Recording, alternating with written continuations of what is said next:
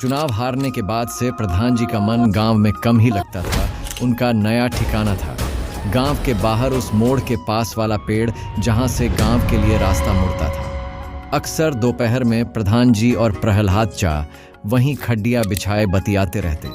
जब से भूषण प्रधान बना था, पंचायत के हर काम में टांग अड़ने लगा था और यही बात प्रधान जी को कांटे की तरह चुभती थी। दोपहर का समय था। विकास हाथ में 2 टिफिन लटकाए साइकिल से उसी ठिकाने की ओर बढ़ा चला आ रहा था। एक टिफिन पूर्व प्रधान जी के घर से और दूसरा अपने घर से।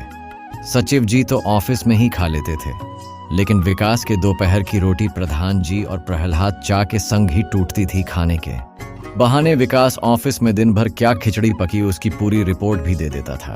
प्रहलाद चा का खाना भी विकास के घर से ही आता था, तो वह टिफिन लाना भी उसी की जिम्मेदारी थी। एक दिन तीनों खा पी कर पेड़ की ठंडी छांव में सुस्ता ही रहे थे कि एक चमचमाती गाड़ी उनके पास आकर रुकी। अंदर बैठे एक साहब ने शीशा नीचे करके पूछा, भाई साहब, यह पंचायत भवन कहाँ पड़ेगा? तीनों चौकन्ने हो गए। प्रधान जी ने अपनी प्रधान वाली अकड़ दिखाते हुए पूछा, का काम है? पंचायत भवन में।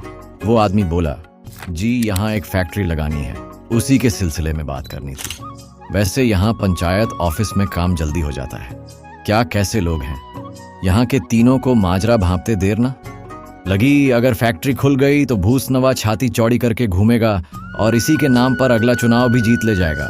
बस फिर क्या था? तीनों ने एक दूसरे को इशारा किया और शुरू हो गए। प्रहलाद चा बोले, अरे साहब, कहाँ फंसने आ गए? यहाँ कोई काम सीधा नहीं होता।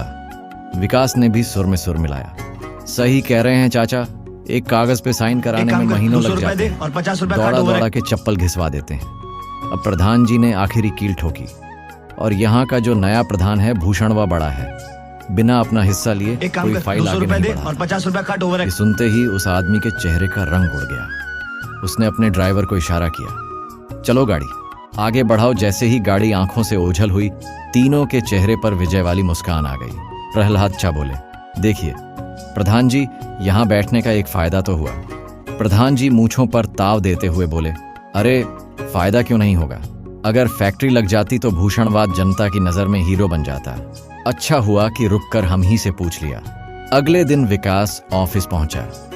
सचिव जी थोड़े गंभीर लग रहे थे। उन्होंने विकास को सतर्क करते हुए कहा, विकास, आज ऑफिस में ही रहना, जिले के नए डीएम साहब आ रहे हैं।